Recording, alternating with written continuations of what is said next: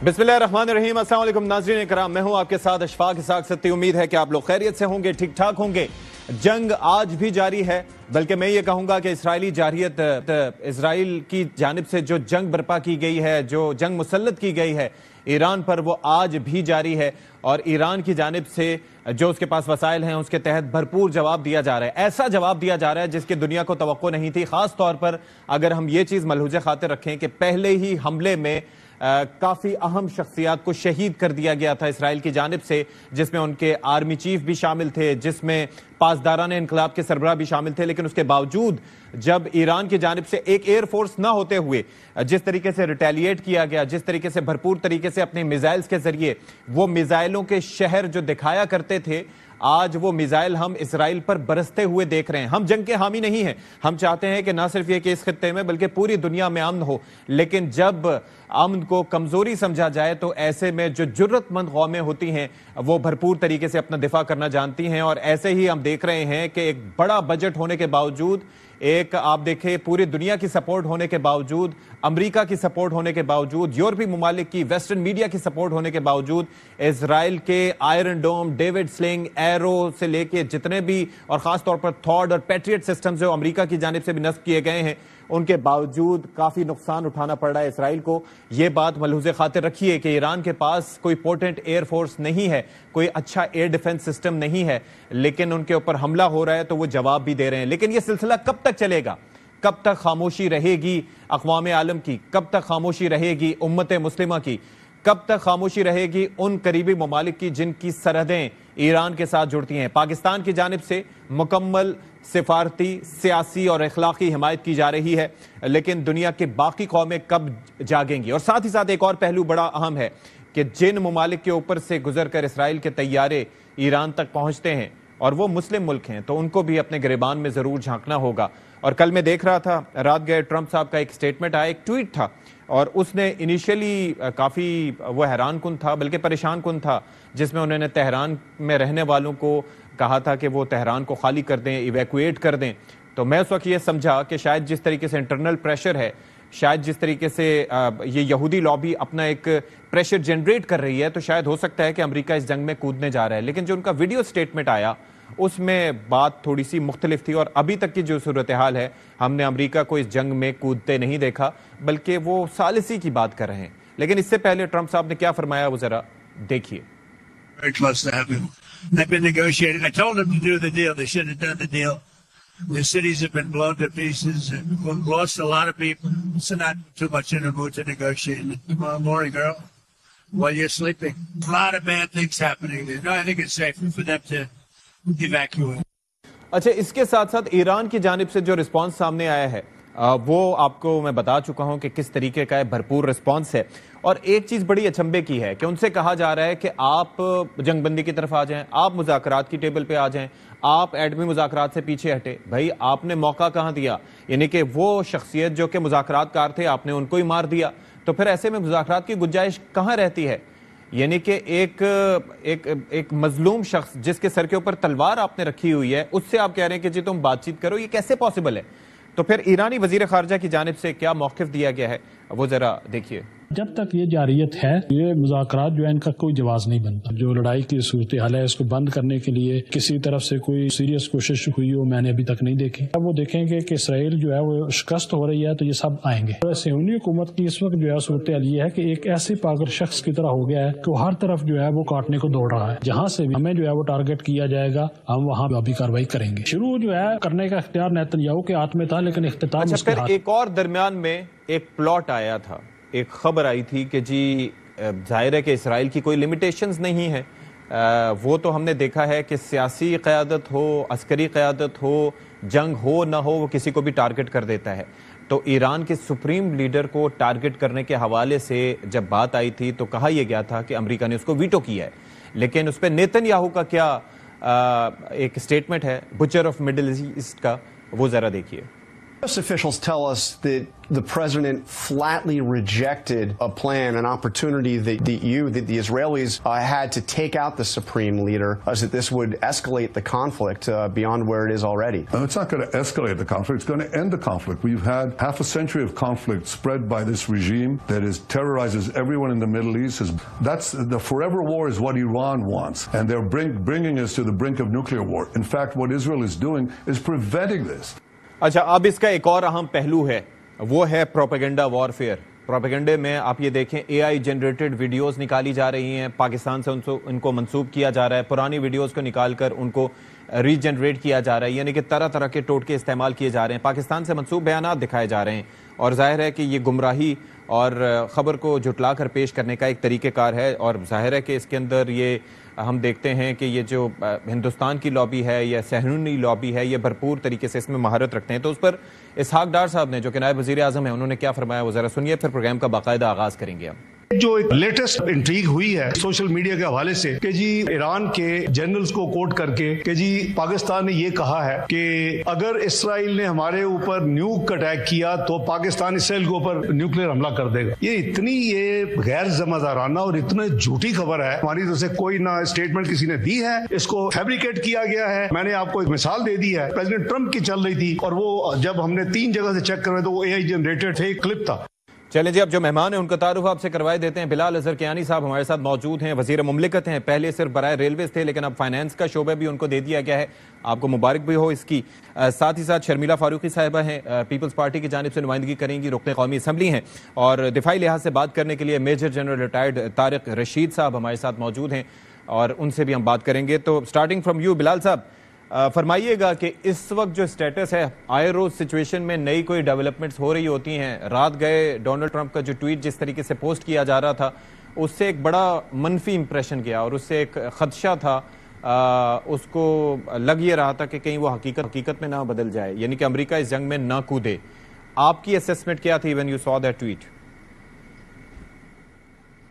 जी बिस्मिल्लाह रहमान रहीम, देखिए आप देख चुके हैं कि हमारी हुकूमत का जो इस पर मौक़िफ़ रहा है और डिप्टी प्राइम मिनिस्टर इसहाक डार साहब इसके हवाले से करते भी रहे, बल्कि आज भी आपने देखा कि एक जॉइंट स्टेटमेंट भी पाकिस्तान ने इशू की दीगर और इस्लामी ममालिक के साथ इजराइल के एग्रेशन को कंडेम करते हुए। तो और देखिए, तो हमने तो वही कहा कि आप एक कैटेगोरिक रिजेक्शन की, कंडेमनेशन की इजराइल के हमले की, एक अनप्रोवोक्ड एग्रेशन था ईरान के ख़िलाफ़, और ईरान की एक राइट टू सेल्फ डिफेंस है under article 51 of the UN charter. तो देखिए बिल्कुल उस हवाले से तो हमारा मौक़िफ़ क्लियर है, और भी जो बातें फैलाई गई हैं इस हवाले से, उसको मेरे ख़्याल से डार साहब ने बड़े वाज़े तौर पर एड्रेस किया। तो I think Pakistan stance is very clear. ये सॉवरेंटी पर, टेरिटोरियल इंटेग्रिटी पर ईरान के ये जो एक अटैक है, एक अनप्रोवोक्ड अटैक है, एक एग्रेशन है, इसके ख़िलाफ़ ना सिर्फ हम बल्कि दीगर और इस्लामी ममालिक इकट्ठे खड़े हैं। इसलिए आज ये जॉइंट स्टेटमेंट इशू की गई है और इसको हम बिल्कुल we believe that Iran has the right to self defence. Exactly. लेकिन शर्मिला, आप क्या समझती हैं कि ये जो इस्लामी ममालिक, पाकिस्तान की जानिब से तो मौके सामने आ गया, लेकिन जो करीब जुड़े हैं, जो उस खित्ते के ममालिक हैं, आपको लगता है कि उनकी जानिब से कोई मजबूत मौक़िफ़ या ठोस मौक़िफ़ ऐसा सामने आया जिसको कोई सुन सके या जिस पे इस एग्रेशन को हॉल्ट किया जा सके? वहाँ से तो फुल फ्लेज सपोर्ट मिलती है वेस्टर्न कंट्रीज़ की जानिब से इसराइल को। जी शुक्रिया सती साहब। देखिए जी, बात यह है कि इज़राइल की जो जारहाना कार्रवाइयाँ हैं, पहले वो गज़ा में रहीं फ़लस्तीन के हवाले से, और दुनिया ने उस पर आँख बंद करी। मतलब जिस तरीके से वहाँ पर बर्बरियत फैलाई गई, बच्चों को, औरतों को, मर्दों को शहीद किया गया, मतलब तबाह हो गया वो मुल्क। लेकिन हमें पता था कि वो वेस्ट उसे सपोर्ट कर रहा है, और जिस तरीके से वहाँ पर अनडेटर्ड इज़राइल अपनी कार्रवाई करता रहा, हम कंडेम करते रहे, इस्लामिक दुनिया भी खामोश रही, पाकिस्तान ने पुरजोर तरीके से उसे कंडेम किया। यहाँ पर भी ईरान के हवाले से भी हमें कुछ ऐसा ही स्टांस नज़र आ रहा है, और पाकिस्तान का तो मौक़िफ़ बड़ा क्लियर है, बड़ा वाज़ेह है कि पाकिस्तान ईरान के साथ खड़ा है। देखिए इस वक्त जो सिचुएशन है ना, वो ये है कि Pakistan is in a triangle. एक तरफ आपका इंडिया है जिसके साथ अब अभी जंग, न्यूक्लियर जंग होते होते बची है, दूसरी तरफ अफ़गानिस्तान है, اور اس طرف آپ کا ایران ہے. So Pakistan is in a triangle. It's a very strategically بہت امپورٹنٹ پوزیشن ہے اور بہت ہی پریکیریس پوزیشن ہے. پاکستان ایک دفعہ افغان وار کے اندر جا چکا ہے اور اس کے جو منفی اثرات ہیں وہ کئی سالوں تک ہم بھگتتے رہے ہیں, آج تک بھگت رہے ہیں. اسی طریقے سے گو کہ ہمارا موقف بالکل واضح ہے ایران کے حوالے سے. We stand with our neighbour, اور ہم یہ بھی کہتے ہیں کہ اسرائیل نے تمام جو انٹرنیشنل کنونشنز ہیں اور انٹرنیشنل رولز ہیں اس کو وائلیٹ کیا ہے. And we accept the fact کہ ایران جو ہے وہ سیلف ڈیفینس کے اندر ریٹیلیٹ کر رہا ہے. لیکن اس کے ساتھ ساتھ ہمیں ریجنل پیس کے لیے بھی کام کرنا پڑے گا. ہمیں باور کرانا پڑے گا دنیا بھر کے اندر کہ دیکھیے یہ اس طرح جنگیں نہیں چھڑ سکتی ہیں. اگر جنگیں چھڑیں گی تو this could lead to actually potentially lead to world war 3. یہ بہت ہی ایک امپورٹنٹ مراحل ہے, اور بالخصوص پاکستان کے, بیکاز پاکستان اس کے بیچ میں ہے.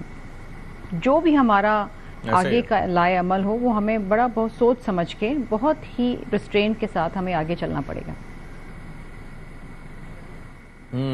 جنرل طارق صاحب, یہ فرمائیے گا کہ اس وقت کل ہم اپنے شو میں بات کر رہے تھے تو وہاں پر جو تجزیہ کار تھے وہ یہ کہتے ہیں کہ بھائی ایک جانب اکھنڈ بھارت ہے, ان کا ایک منصوبہ ہے, اور ایک جانب گریٹر اسرائیل کا منصوبہ ہے, اور ان کے اپنے یعنی کہ بھارت اور اسرائیل کے جو پلانز ہیں ان کے تحت ان کی سرحدیں آپس میں ملتی ہیں. تو افیکٹو تو ہم بھی آگے ہوں گے اگر ہم خاموش بیٹھے رہے. تو آپ کی کیا سوچ ہے, آپ کیا سمجھتے ہیں کہ یہ معاملہ یہ بائی ڈیزائن ہو رہا ہے سارا کچھ, یا واقعی اتنا خطرے میں تھا اسرائیل کہ اس نے حملہ کر دیا ایران پہ, یا سب کچھ سوچا سمجھا ہے؟ دیکھیں یہ بائی ڈیزائن تو نہیں ہو رہا. اس میں آپ دیکھیں کہ انہوں نے ایران کو انڈرمائن کیا, اور ایران نے صرف ابھی تک ریٹیلیٹ میزائلوں سے کیا ہے. نہ اس کی گراؤنڈ فورسز استعمال ہوئی ہیں, نہ اس کی نیوی, جو کہ اس کی نیوی زیادہ پاورفل ہے اسرائیل سے. اس کے پاس 25 آبدوزیں ہیں اور 25 جہاز زیادہ ہیں, جہاز بھی زیادہ ہیں, 100 کے قریب جہاز ہیں, اور شپس ہیں. یہ سب تو بھی استعمال ہی نہیں ہوئے. اور ابھی اس نے جو اس کی اسٹریٹجک پوزیشن ہے اسٹریٹ آف ہرمز میں, اس کو تو اس نے بھی چھیڑا ہی نہیں ہے. اور صرف 5 دن کے میزائل گرے ہیں, 100 سے 200 میزائل ہر روز گرتے ہیں. اور یہ جو رائزنگ لائن بن رہے تھے اب یہ میاؤں میاؤں کر رہے ہیں. تو یہ کوئی لائن شائن نہیں تھے, بلی بن گئے, اور بھاگ کے چلے گئی اپنی, وہ جیسے خالہ تھی نا شیر کے پاس گئی ہے کہ مجھے بچاؤ. تو ٹرمپ صاحب جو ہے وہ G7 چھوڑ کے واپس چلے گئے ہیں, اور انہوں نے کہا ہے کہ میرا سچویشن روم اس کو ریڈی کریں اور میں آ رہا ہوں. تو یہ شو کرتا ہے کہ اسرائیل جو ہے اس میں کیپیسٹی نہیں ہے, اس کو عادتیں تھیں غزہ کی نہیں. تو اس بات کا مقصد کیا لیا جائے, اس بات کا مقصد کیا لیا جائے کہ کیا امریکہ یا تو ثالثی کی کوشش کرے گا یا پھر اس جنگ میں کودنے جا رہا ہے ود اسرائیل؟ دیکھیں اسرائیل چاہے گا کہ امریکہ اس جنگ میں کودے, وہ اس جنگ میں آئے, ڈائریکٹلی انوالو ہو. سپورٹ تو ابھی بھی کر رہا ہے اس کو. سارا جو عراق سے اوپر اڑ کے جا رہے ہیں یہ, تو عراق کی ایئر اسپیس کون کنٹرول کر رہا ہے؟ وہ US کنٹرول کر رہا ہے. ساری تو نہیں کر رہا, بٹ ویسٹرن اور ندرن ساری ایئر اسپیس کنٹرول کر رہا ہے. وہیں سے گزر کے جہاز جا رہے ہیں سارے اسرائیل کے. تو انڈائریکٹلی سپورٹ تو کر رہا ہے. وہ چاہتے ہیں ساتھ آ جائے, ان پہ اسٹریٹجک بامبنگ کی جائے, اور ہمارے بجائے امریکہ یہ جنگ ہمیں جیت کے دے. تو ٹرمپ صاحب یہ کبھی نہیں کریں گے. وہ پریشر جیسے ان کی آپ دیکھتے ہیں, ان کا سٹائل یہی ہے کہ دبا کے پریشر ڈالو, اگلے کو پریشان کرو, اور بعد میں کوئی بات چیت کر لو. کیونکہ اگر امریکہ ڈائریکٹ کودا تو پھر ابھی جو سائلنٹ اسپیکٹیٹرز بیٹھے ہوئے ہیں, خاص طور پہ کچھ مڈل ایسٹ کے ممالک اور یہ رشیا اور چائنا جو آبزرو کر رہے, بات چیت تو کر رہے ہیں, وہ انگیج ہیں امریکہ کے ساتھ. تو پھر اگر امریکہ بیچ میں کود پڑتا ہے تو یہ ریجنل پلیئر بھی اس میں کودنا پڑ جائے گا ان کو الٹیمیٹلی. اور یہ امریکہ کے جو ٹرمپ صاحب کا ڈیزائن ہے کہ ٹریڈ کروں گا اور میک امریکہ گریٹ اگین, تو پھر امریکہ کمزور ہوگا, اسٹرانگ نہیں ہوگا. تو میرا خیال ہے امریکہ ڈائریکٹ کبھی نہیں کودے گا. اگر وہ کودا تو یہ تیسری عالمی جنگ کی طرف جائے گی, اور یہ نیوکلیر وار بھی ہو سکتی ہے. اور امریکہ کی ساری فورسز جو گلف میں بیٹھی ہوئی ہیں, ان سب کو وہ ان کی جو ہے نا ایگزسٹنس ڈینجر میں چلی جائے گی. ٹھیک ہے بلال صاحب, do you agree with this notion کہ امریکہ کترائے گا اس جنگ میں کودنے سے, یا جس طرح سے وہاں پر انٹرنل لابی اور خاص طور پر نیتن یاہو صاحب جس طرح سے بھرپور طریقے سے آج کل تعریفوں کے پل باندھ رہے ہیں ٹرمپ صاحب کی اور ٹرمپ ایڈمنسٹریشن کی, آپ کو لگتا ہے کہ دیر از اے پاسبلٹی اور یہ پھر پورا ڈائنامکس کو چینج کر دے گا اگر امریکہ اس جنگ میں کودا تو؟ یہ دیکھیے ستی صاحب, میں فرینکلی میں تو اس پہ اسپیکولیٹ نہیں زیادہ کرنا چاہوں گا کہ امریکہ کیا کرے گا نہیں کیا کرے گا. ہم تو اس پہ بات کرنی چاہیے جو ہمارے نزدیک ہونا چاہیے. اور جو آج میں نے آپ سے ذکر کیا جس اسٹیٹمنٹ کا, جو کہ جوائنٹ اسٹیٹمنٹ ایشو ہوئی ہے دیگر ممالک اسلامی ممالک کے درمیان, جس میں پاکستان ایک فریق ہے, اور اس میں سے چند ممالک کا میں نام لینا چاہوں گا. سعودی عربیہ بھی اس میں شامل ہے, ایجپٹ ہے, قطر ہے, ٹرکی ہے, الجیریا ہے, بحرین ہے, عراق, جارڈن, کویت, لیبیا اور 5-6 اور ممالک ہیں. تو اس میں دیکھیے, اور اس میں پاکستان شامل ہے. دس از اے سبسٹانٹیو اسٹیٹمنٹ, ایک کامن ویو ہے. سب سے پہلے جیسے کہ میں نے آپ سے پہلے کہا کہ اس میں ریجیکشن ہے اور کانڈمنیشن ہے اسرائیل کے حملے کی. اس کے بعد یہ واضح طور پہ ایک مطالبہ کیا گیا ہے, ان سب ممالک کا متفقہ ویو ہے کہ ایک اسرائیلی جو ہاسٹیلٹیز ہیں, اسرائیل کی جو ہاسٹیلٹیز ہیں ایران کے خلاف, اس کو ہالٹ کرنا چاہیے اور ڈی اسکیلیشن کی طرف معاملے کو لے جانا چاہیے. ایک اور جو اہم بات اس میں ہے, جو اگین ان سارے اسلامی ممالک کا بشمول پاکستان ایک جوائنٹ مطالبہ ہے, وہ یہ ہے کہ ایک Middle East zone free of nuclear weapons and other weapons of mass destruction establish ہونی چاہیے, جو سارے مڈل ایسٹرن ممالک پر لاگو ہونی چاہیے, اور ہر مڈل ایسٹ کے ملک کو treaty on non proliferation of nuclear weapons کا حصہ بننا چاہیے. اچھا جی, شرمیلا ذرا یہ فرمائیے گا کہ اب ایک اسیسمنٹ یہ ہے کہ جی ممکنہ طور پر جو سچویشن جس طرح سے بنتی جا رہی ہے, تو اب ایران مجبور ہو جائے گا کہ وہ اپنے تحفظ کے لیے, اپنے دفاع کے لیے ایٹمی اگر اس کے پاس صلاحیت ہے تو اس کا اظہار کر دے, یا پھر ایٹمی تجربہ کر لے. کل ہمارے ساتھ افغان صاحب بیٹھے ہوئے تھے, وہ بات کر رہے تھے کہ اب ایران تجربہ کر دے گا یا اسے کر لینا چاہیے. آپ کو لگتا ہے کہ یہ بات اگر کر لیتا ہے ایران تو اس کے بعد یہ سلسلہ تھم جائے گا, یا this would be the right time for it? دیکھیے جی, ابھی آپ کے ایک مہمان بات کر رہے تھے کہ ایران کے پاس شاید کیپیسٹی نہیں ہے, but I think they one of the largest and most diverse missile programmes in the world, in the Middle East at least. اور اگر ایران چاہے تو وہ منہ توڑ جواب دے سکتا ہے. آئی تھنک اس وقت جو ہے وہ بڑے ریسٹرینٹ سے کام لے رہے ہیں, اور آئی تھنک کہ the world powers should intervene کہ کہیں یہ آل آؤٹ نیوکلیئر وار نہ ہو جائے, کیونکہ اگر ایران نے استعمال کر لیا تو پھر تباہی ہے نا. دس کوڈ ٹریگر ورلڈ وار 3, جس طرح میں نے پہلے آپ سے کہا. اب اس وقت جو سچویشن ہے کہ دیکھیے, جس طرح ہم نے کہا کہ جی ویسٹ سپورٹ کر رہا ہے, تو ہمیں امریکہ کی طرف سے ایک سپورٹ نظر آئی, گو کہ آفیشلی انہوں نے کوئی اپنے وار شپس وغیرہ ڈپلوائے نہیں کرے ہیں یا کوئی اپنے آرسنل نہیں دیا ہے, لیکن آئی تھنک کہ کہیں نہ کہیں یہ امریکہ کی سپورٹ کے بغیر یہ اسرائیل نے اٹیک ان کی سپورٹ کے بغیر نہیں, ایسا نہیں کر سکتا. مطلب نیتنیاہو کلیمز کہ وہ ٹرمپ کو سب پتا تھا, پتا تھا نا, لیکن all out support in the sense کہ اگر آفیشلی تو انہوں نے کوئی اپنے جہاز یا کوئی انہوں نے اپنی وہاں فوج تو نہیں بھیجی ہے نا. لیکن آئی تھنک کہ اگر یہ ایسکلیٹ کرتا ہے, جو کہ ہمیں دنیا میں اب یہ کوشش ہونی چاہیے آل آؤٹ کہ یہ ایسکلیٹ نہ کرے into a full fledged war, because this could potentially lead to destruction in the entire region, اور یہ پاکستان کے لیے بہت خطرناک ہو جائے گا, بیکاز پاکستان اس کے بیچ میں پھنس جائے گا, کیونکہ ہمارا تو نیبر ہے. تو آئی تھنک پاکستان سمیت اسلامی دنیا کو بھی اور ویسٹ کے دیگر ممالک جو ہیں, آپ پاکستان کے دیکھیں جو دوست ہیں, چائنا ہے, آذربائیجان ہے اور ٹرکی ہے, یہ جو ہمارے دوست ہیں, ان کو بھی میرا خیال ہے کہ اس جو ڈپلومیٹک ایفرٹس ہیں اس کو ڈی ایسکلیٹ کرنے میں اپنا کردار ادا کرنا چاہیے. ٹھیک ہے. جنرل صاحب یہ ذرا فرمائیے گا کہ اس وقت آپ کی جب بات ہو رہی تھی تو آپ نے کہا کہ جی ابھی ریسٹرینٹ کا مظاہرہ کر رہا ہے, لیکن انیشیلی میں نے سنا تھا کہ کچھ اپنی بحریہ سے بھی انہوں نے میزائل لانچ کیے ہیں ٹورڈز اسرائیل. باقی جو جہاں تک آپ نے بات کی بوٹس آن گراؤنڈز کی, تو ظاہر ہے کہ ان کے پاس نمبرز تو زیادہ ہیں, فوجی اعتبار سے 6 لاکھ سے زائد ایران کی فوج ہے, لیکن ایک بڑا دور کا علاقہ ہے جہاں پر انہیں سفر طے کر کے جانا ہوگا, کوئی ساتھ سرحد تو نہیں جڑی ہوئی. تو how will it be possible? اور پھر یہ ہے کہ کوئی ایئر ڈیفنس سسٹم ان کے پاس نہیں ہے, فضائیہ میں ان کے پاس وہی ٹام کیٹس پرانے طیارے یا فینٹمز یا اس طریقے سے F4 یا پھر میگز یا پھر کچھ Su-27 اس طرح کے ایئر کرافٹس ہیں ان کے پاس. تو یہ کس طرح سے پاسبل ہوگا ایران کے لیے سسٹین کرنا؟ دیکھیں, امریکہ کی اپنی اسسمنٹ کے مطابق انہوں نے کہا تھا کہ ایران کے پاس 3000 سے زیادہ بیلسٹک میزائل ہے, جن میں سے 1000 سے کے قریب جو ہیں وہ شارٹ ٹو میڈیم رینج ہیں, اور 2000 سے زیادہ ان کے پاس یہ بیلسٹک میزائل لانگ رینج والے ہیں جو اسرائیل آرام سے پہنچ سکتے ہیں. اور ابھی آج 5واں دن ہے, اور روز آپ دیکھیں کہ وہ 100-150 میزائل ان پہ فائر کر رہے ہیں, اور صرف میزائلوں سے ہی اسرائیل گھبرا گیا ہے. اور دوسرا میں جیسے میں بتاتا چلوں, آپ کو پتہ ہی ہوگا کہ گلف کے اندر پرشین گلف میں امریکہ کی بہت بڑی پریزنس ہے. قطر میں جو سینٹرل کمانڈ کا جو فارورڈ ہیڈ کوارٹر ہے وہ قطر کے اندر بیٹھا ہوا ہے. وہاں کئی ان کے جو فائٹر جیٹس کے سب سے بڑی جو ایئر فورس کی ڈپلائمنٹ ہے مڈل ایسٹ میں وہ قطر میں ہے, یو ایس کی. پھر ان کا جو نیول جو ہے فلیٹ ہے وہ بحرین میں ہے. اس کے بعد ان کے لاجسٹک سپورٹ جو ہے اس کا بڑا جو حصہ ہے وہ کویت میں بیٹھا ہوا ہے. اور قطر میں یو ای میں تمام اسٹیلتھ بمبر اس نے کئی اسکواڈرن رکھے ہوئے ہیں وہاں پہ, جس میں F-22 بھی ہیں, F-35 بھی ہیں, ایویکس بھی ہیں.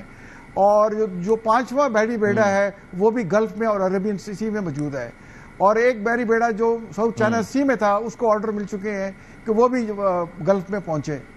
تو بہت بڑی یہ پریزنس ہے وہاں پہ یو ایس کی. لیکن جیسے دیکھیں پاکستان نے اس میں بڑا کلیئر سٹانس لیا ہے کہ ہم ایران کے ساتھ ہیں پولیٹیکلی, مورلی, ڈپلومیٹیکلی, اور ہم ایران کے عوام کے ساتھ ہیں.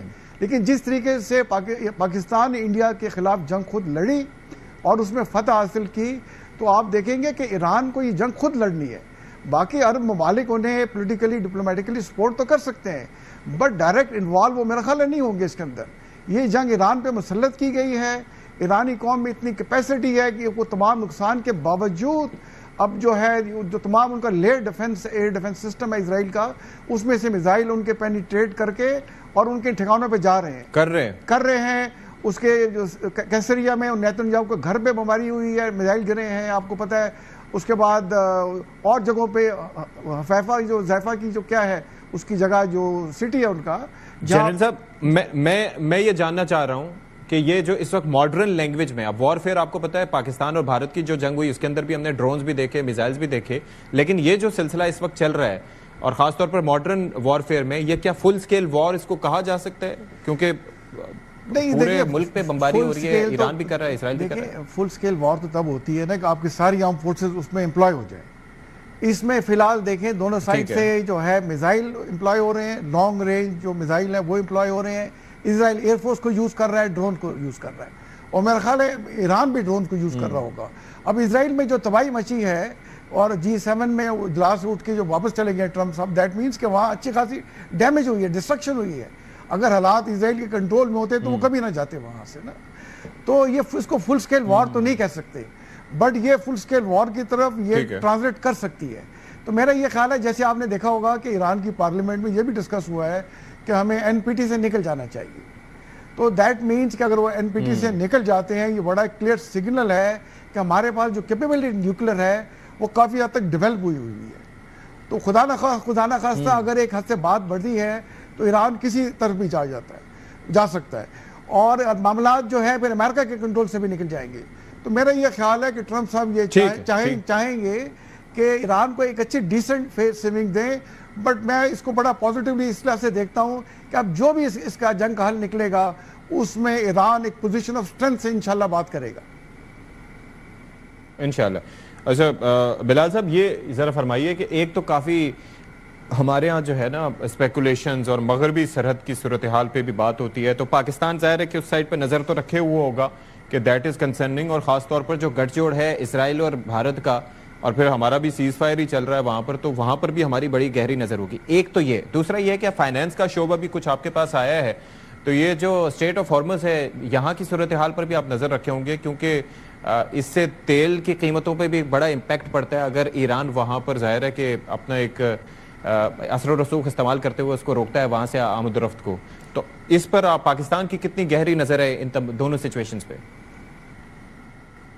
جی دیکھیے, جہاں تک آپ نے پہلی جب بات کی ایسٹرن بارڈر اور ویسٹرن بارڈر کی, تو دیکھیے اس میں تو میرے خیال سے ہماری کیپیبلٹی, ہماری ریڈینس الحمدللہ پروو ہو گئی ہے. جو ریسنٹ فتح اللہ تعالیٰ نے ہمیں دی ہے, ہمارے بارڈر پار لوگوں کا بھی شاید یہی خیال تھا, بھارت کا یہی خیال تھا کہ شاید ہماری ریڈینس نہیں ہے, مگر انہوں نے ٹیسٹ کیا اور اللہ تعالیٰ نے ہمیں سرخرو کیا, چاہے وہ ڈپلومیٹکلی ہو, چاہے وہ ملیٹریلی ہو, خاص طور پہ ہماری افواج ہو, اور چاہے وہ ایون میڈیا اور انفارمیشن کے حوالے سے ہو. ہم نے بڑے زبردست طریقے سے اس کو بطور ایک قوم ڈیل کیا ہے, لیڈرشپ نے اچھے طریقے سے ڈیل کیا ہے, اور وہ تو ریڈینس اب پروون ہے. تو یقیناً ہم چاہتے ہیں کہ آگے ہم امن چاہتے ہیں، مگر ہم اپنا دفاع کرنا بھی جانتے ہیں. یہ پیغام واضح طور پہ چلا گیا ہے.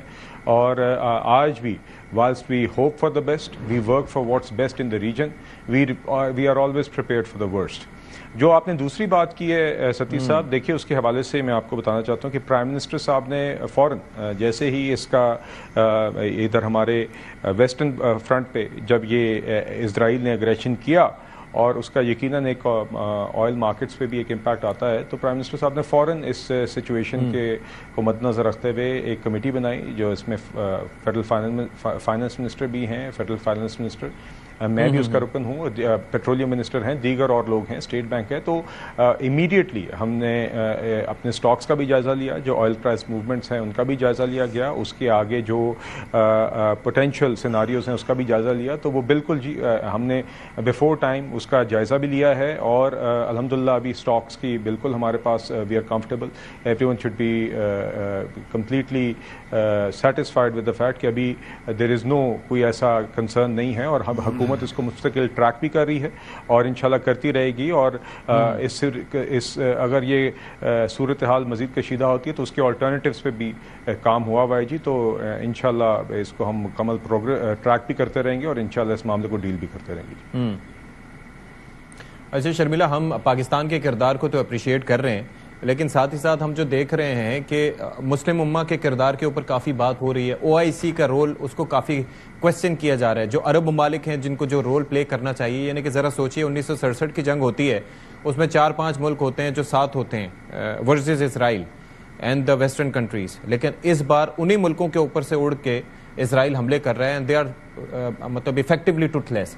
تو آپ کیا سمجھتی ہیں کہ یہ تھوڑا سا امت مسلمہ کو مزید جاگنے کی ضرورت ہے، یا ان کنٹریز کو مزید اپنا رول پلے کرنا چاہیے، مزید ووکل ہونا چاہیے انسٹیڈ آف سائیڈنگ ود اسرائیل؟ ستی صاحب، انفارچونیٹلی OIC کی جو ایک افادیت تھی وہ ہم نے بتدریج اس کو ایروڈ ہوتے ہوئے دیکھا ہے over the last so many years. I think last جب مسلم امہ ساتھ اکٹھے ہوئی تھی وہ شہید ذوالفقار علی بھٹو صاحب کے ٹائم پہ تھی، اور اس وقت ایک I think Muslim world was uniting یا اس وقت جب انہوں نے اسلامی سربراہی کانفرنس کی تھی تو ہمیں ایک نظر آیا تھا کہ ساری مسلم امہ اکٹھے ہو گئی. اور شاید یہی وجہ تھی بھٹو صاحب کو پھانسی بھی لگانے کی، ون آف دا ریزنس، کیونکہ شاید یہ چیز ویسٹ کو کھٹک رہی تھی. اس بار تو ہم نے یہ دیکھا ہے کہ وہ خاموش بھی ہیں، ان کے فضائی حدود بھی استعمال کی گئی، of course with their knowledge. یہ میرا خیال ہے this is an unspoken secret. لیکن انفارچونیٹلی دیکھیے، جہاں تک میں تو صرف پاکستان کی بات کر سکتی ہوں، باقی ممالک تو دیکھیے خاموش ہی ہیں. پاکستان نے تو اپنا ایک کردار ادا کیا، اور یونائٹڈ نیشنز کی سیکیورٹی کونسل کی میٹنگ بھی بلانے میں پاکستان کے جو ڈپلومیٹک ایفرٹس ہیں روم میں مسقط کے اندر، انہوں نے 4 راؤنڈز آف ٹاکس کیے ہیں. تو جہاں تک پاکستان ڈی اسکلیشن میں ہیلپ کر سکتا ہے اور اس کو کنڈیم کر سکتا ہے وہ تو ہو رہے ہیں. لیکن مسلم امہ کے حوالے سے جو خاموشی ہے، اور خاموشی کا مطلب یہ ہے کہ اگر آپ ایران پہ حملے پہ خاموش ہیں تو آپ پھر ایک سائلنٹ اپروول یا سائلنٹ سائیڈ لے رہے ہیں اسرائیل کی. It means you are siding with the oppressor نا، which is unfortunate. Of course they are siding with the oppressor. ایک چیز ہے شرمیلا، اگر آپ خاموش بھی ہیں، وہ 57 ملکوں کی ایک فوج بھی بنی تھی، وہ اچھے خاصے نفوذ پر مشتمل، اور کافی عرصے پہلے وہ اس کا آپ نے معلوم کیا ہو کہ کچھ پتا ہو کہ کہاں ہے وہ سٹیٹس کیا اس کا؟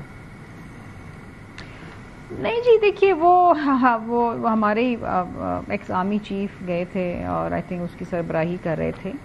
آئی تھنک اس وقت جو پورے ریجن کے اندر جو سب سے زیادہ ایشو آ رہا ہے نا کہ we are a divided nation. ہم مسلم امہ بھی بڑی ڈیوائیڈڈ ہے، اور they have taken their sides. اور ہم نے یہ دیکھا غزہ کے معاملے کے اندر کہ کس طریقے سے مسلم امہ نہیں کھڑی رہی فلسطین کے ساتھ، اور یہ تکلیف دہ بات تھی، بہت ہی تکلیف دہ بات تھی. سو یہاں پر بھی ہم یہی دیکھ رہے ہیں کہ the world seems to be siding with Israel. حالانکہ اسرائیل از دی اگریسر. اسرائیل جارحیت کر رہا ہے، وہاں پر بربادی کی ہے، فلسطین کے اندر غزہ کے اندر بربادی کی، ختم کر دیا اس کو، اور اب یہاں پر جارحیت کر رہا ہے.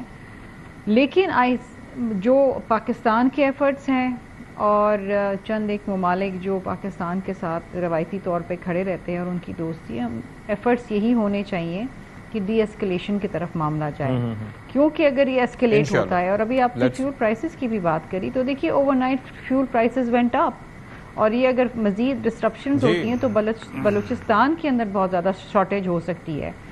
اور بجٹ بنا ہے ابھی نیا، اور اس میں جو ایلوکیشنز رکھی ہوئی ہیں کہ ہم نے پی ڈی ایل سے اتنا کمانا ہے، اور اگر فیول کی پرائسز اوپر جاتی ہیں اور فیول کنزمپشن کم ہوتی ہے اگین، تو پھر وہ کس طرح سے مینیج ہوگا؟ گورنمنٹ کے ریونیو کو بہت زیادہ افیکٹ کرے گا. ہاں، پھر یہ گورنمنٹ اپنا ریونیو کیسے پورا کرے گی؟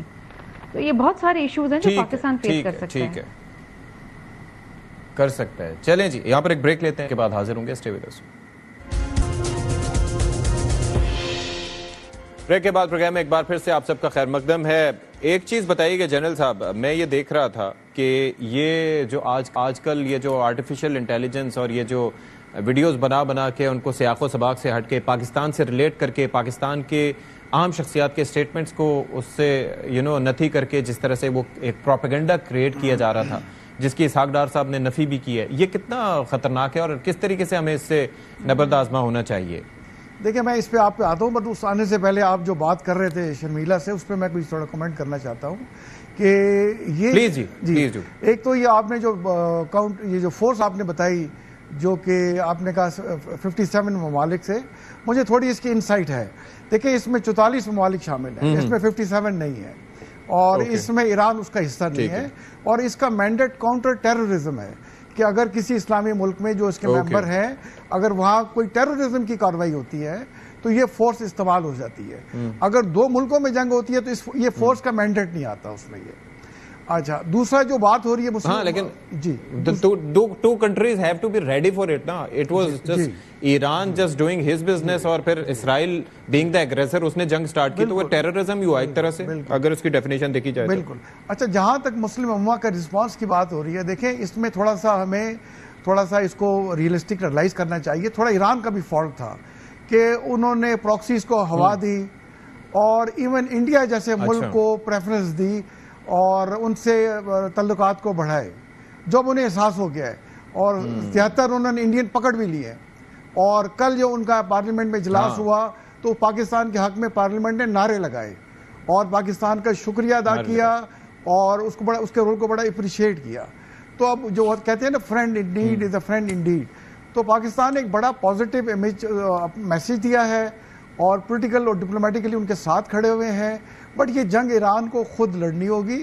اور جہاں تک آپ کا یہ سوال ہے اے آئی والے کا، دیکھیں بڑا ڈینجرس ہے یہ. انہوں نے کس قسم کے بیانات جو انڈیا کی ڈس انفارمیشن لیب سے نکالے اور ہمیں کوٹ کر کے ہمارے نیوکلر تک بیان انہوں نے دے دیے الٹے سیدھے، اور اس کے لیے ہمیں ان کو پراپر کاؤنٹر کرنا چاہیے. تو میرا خیال ہے انٹرنیشنل لیول پہ بھی یہ ڈس انفارمیشن ہے، اس پہ کوئی لاز بنانے چاہیے کہ اگر جیسے انڈیا ہے، اب تو وہ اسٹیبلش ہو گیا کہ اسٹیٹ لیول پہ ٹیررزم کو اسپانسر کرتا ہے، اور وہ G7 میں بھی جو گیا، آپ دیکھیں کوئی ایسی پکچر نہیں آئی کہ وہ G7 ممالک کے لیڈرز کے ساتھ کھڑا ہوا ہے. انہوں نے بھی اس کو وہاں پہ وہ تصویریں دیکھیں آپ، اور دیکھیں اس میں بھی آئسولیٹ ہوا. تو اس وقت اتنا لیفٹ الون جیسے آپ کہہ رہے ہیں، انڈیا انٹرنلی بھی ہے اور انٹرنیشنلی بھی ہے، اور G7 ممالک میں بھی یہ مانگ تانگ کے گئے ڈپلومیسی کرا کے اپنی، اور وہاں کسی نے ان کو گھاس نہیں ڈالی. اور تو پاکستان جو ہے، اس نے جب سے انڈیا کو ایک عبرتناک اور آئی وڈ سے کہ ایک ڈیسائسو شکست دی ہے، پاکستان کا امیج بہت بڑھ گیا ہے، اور ایران بھی پاکستان کو قدر کی نگاہ سے دیکھ رہا ہے. میں یہ سمجھتا ہوں کہ انشاءاللہ آپ دیکھیں گے کہ بیٹر سینس ول پریویل، اور رشیا، چائنا اور امریکہ مل کے اس کا کوئی ایسا حل نکلے گا جس میں کہ ایران کی جو ہے وہ، میں نے جیسے پہلے کہا کہ پوزیشن آف اسٹرینتھ سے وہ بات چیت کرے گا، اور اسرائیل جو ہے اس کو جو ہزیمت اٹھانی پڑی ہے وہ مجبور ہوگا کہ فلسطین کی ریاست کو وہ تسلیم کرے، اور ٹو اسٹیٹ سلوشن کو جو ہے اس کو یہ ایکسیپٹ کرنا پڑے گا انشاءاللہ. ٹھیک ہے بلال صاحب، ایک چیز یہ مودی صاحب کا تذکرہ ہو ہی گیا ہے کیونکہ گٹھ جوڑ بھی ہے اور موقع بھی ہے، تو موقع کی مناسبت سے کہ یہ ان کا 90واں دورہ تھا، یعنی کہ بینگ دا پرائم منسٹر، اور آپ یہ سوچئے کہ 74 ممالک کا انہوں نے دورہ کیا. اور ان 74 ممالک میں سے کتنی ایمبیرسنگ سٹیٹمنٹ ہے کہ ان میں سے کسی ایک نے بھی ان کی جو سپورٹ نہیں کی اگینسٹ پاکستان اور جو فیک نیریٹو انہوں نے بنایا تھا. اور یہاں پر G7 میں I saw the visuals and images جس میں وہ بالکل تنہائی کا شکار رہے. ٹرمپ صاحب سے ملنے کی ان کی خواہش تھی لیکن وہ ان کے آنے سے پہلے ہی رخصت ہو گئے. پھر جو گروپ فوٹو تھا اس کے اندر بھی وہ نظر نہیں آئے. منتیں کر کے چلے تو گئے تھے لیکن کامیابی نہیں ملی.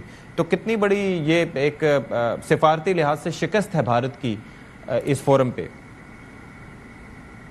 دیکھیے ستی صاحب میرے خیال سے جی اگین آئی تھنک یہ جو جس شکست کی آپ بات کر رہے ہیں اس کے اندر میجر جو کنٹریبیوٹنگ فیکٹر رہا ہے وہ ہماری کارکردگی ہماری سفارتی کارکردگی رہی ہے.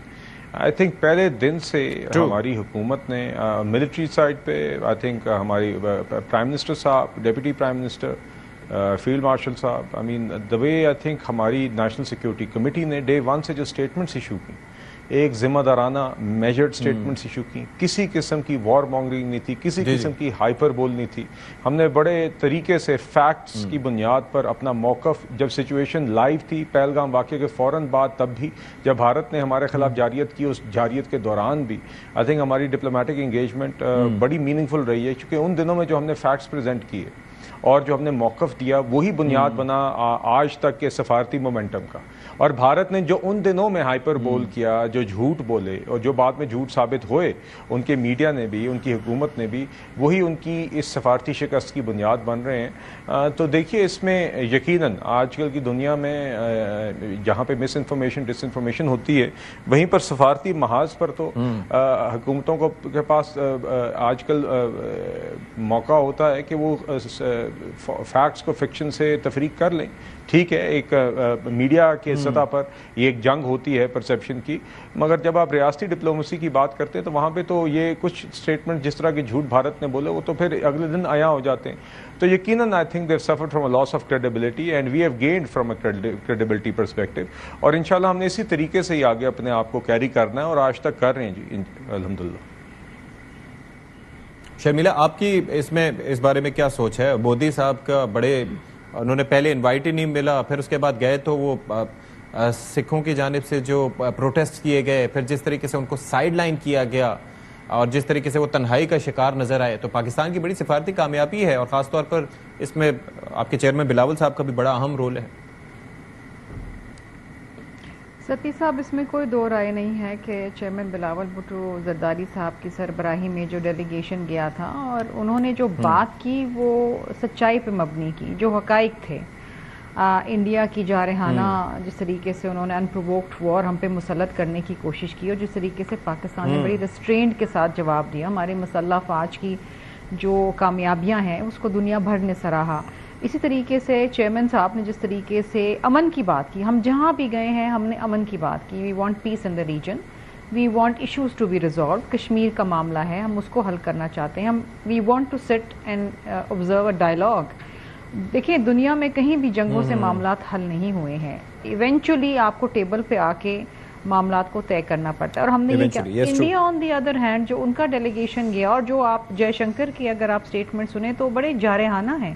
وہ تو ابھی بھی ایک ایسے فینس پہ بیٹھے ہوئے ہیں جہاں پر وہ کہتے ہیں کہ جی ہم کبھی بھی جنگ کر سکتے ہیں. وہ کہتے ہیں جی پاز ہوا ہے, اٹس ناٹ سیز فائر. ہم یہ کہتے ہیں کہ it's a ceasefire and we want resolution to the Kashmir issue. اور انڈیا آج بھی پانی کو کر کے بیٹھا ہوا ہے اور اس کے اوپر واٹر ڈسپیوٹ. ہم تو یہ گزارش کر رہے ہیں کہ the world should come together, اور بالخصوص ورلڈ بینک کے جو پانی کا جو معاملہ جس کو انڈیا نے ویپنائز کیا ہے اس معاملے کو دوبارہ حل کریں, کیونکہ انڈیا کو استعمال نہ کرنے دیں کو ایز اے ہتھیار. سو آئی تھنک ہمیں بہت ڈپلومیٹکلی بڑا ہمیں ایک فائدہ بھی پہنچا ہے اور انڈیا ایکسپوز ہوا ہے اس پورے سینیریو میں. چلیں ٹھیک ہے, آپ ہمارے ساتھ ہی موجود رہیے گا. شرمیلا اور بلال صاحب, جنرل صاحب آپ کا شکریہ ادا کروں گا, اور آگے چل کے یہ جو بجٹ والے کچھ معاملات ہیں اس پر ہم ذرا بات کریں گے پروگرام کے آخر میں. بریک کے بعد حاضر ہوتے ہیں. بریک کے بعد پروگرام ایک بار پھر سے خیر مقدم ہے اور اب بات کر لیتے ہیں وفاقی بجٹ کی. اور بجٹ کے حوالے سے ظاہر ہے کہ کنسرنز ہیں کافی لوگوں کے, اور کہا جا رہا ہے کہ جس طریقے سے سیلوٹ کلاس کو ریلیف ملنا چاہیے تھا ویسے نہیں ہوا. ایک جانب یہ کہا جا رہا ہے کہ کس طریقے سے وفاقی وزراء کی، چیئرمین سینٹ کی، این اسپیکر کی، سب کی تنخواہیں بڑھ گئیں، لیکن عام طور پر جو اس طرح سے وفاقی سرکاری ملازمین ہیں یا ویسے سرکاری ملازمین ہیں ان کی تنخواہوں میں اتنا اضافہ نہیں ہو. کافی ساری چیزیں ہیں. تو شرمیلا سے پہلے اسٹارٹ کر لیتے ہیں. شرمیلا ذرا بتائیے گا کہ آپ تو ظاہر ہے حلیف بھی ہیں، کنسرنز کیا ہیں بیسکلی اس بجٹ کو لے کے؟ دیکھیں ستی صاحب، گو کہ حکومت یہ کلیم کرتی ہے کہ ان کی جو میکرو اکنامکس کی جو ٹریجیکٹری ہے وہ اوپر جا رہی ہے، وہ اچھی بات ہے. اٹس گڈ کہ آپ کے انٹرسٹ ریٹ کم ہو گئے ہیں اور انفلیشن 4.7 پہ آ گئی ہے، یہ اچھی باتیں ہیں، گڈ ٹو ہیئر. لیکن بجٹ میں ایک عام آدمی کو کہیں بھی کسی قسم کا کوئی ریلیف نہیں دیا گیا. بہت وعدے کیے گئے، بہت قسمیں کھائی گئیں، بہت دلاسے دیے گئے کہ جی تنخواہ دار طبقے کے اوپر ٹیکس ریلیف دیا جائے گا. بالکل بھی نہیں دیا، مطلب نہ دینے کے برابر ہے. بالخصوص وہ طبقہ جو پروفیشنل کلاس کا ہے، جو آپ کے ملک سے برین ڈرین ہو رہا ہے. اگر آپ ان کا پچھلے سال کا فائنینشیل ایئر کا اگر اکنامک سروے جو انہوں نے ایک دن پہلے لانچ کیا تھا بجٹ سے، اس کو پڑھیں تو 10 لاکھ پاکستانیوں نے اوورسیز نوکریوں کے لیے درخواست دی ہے. 7.5 لاکھ لوگ جو ہیں ملک چھوڑ کے چلے گئے. یہ برین ڈرین ہے. وہ تنخواہ دار طبقہ جو آپ کو ریونیو دیتا ہے اور جو بڑی دیانتداری سے آپ نے اس کے اوپر ٹیکس لگایا، 600 ارب روپے کا ٹیکس دیا ہے پچھلے سال، اور آپ نے ڈائریکٹ ٹیکسز میں ان کو مار دیا، پھر انڈائریکٹ ٹیکسز میں آپ نے ان کو مار دیا. وہ تو چھوڑ کے چلا جائے گا. Why should they work over here? دوسری اہم چیز یہ ہے کہ دیکھیے ٹھیک ہے 10% انہوں نے تنخواہ بڑھائی ہے ملازمین کی، لیکن آپ اس کو انفلیشن کے حوالے سے تو لے کے چلتے نا. یہ بیچارے لوگ کہاں پر جائیں گے؟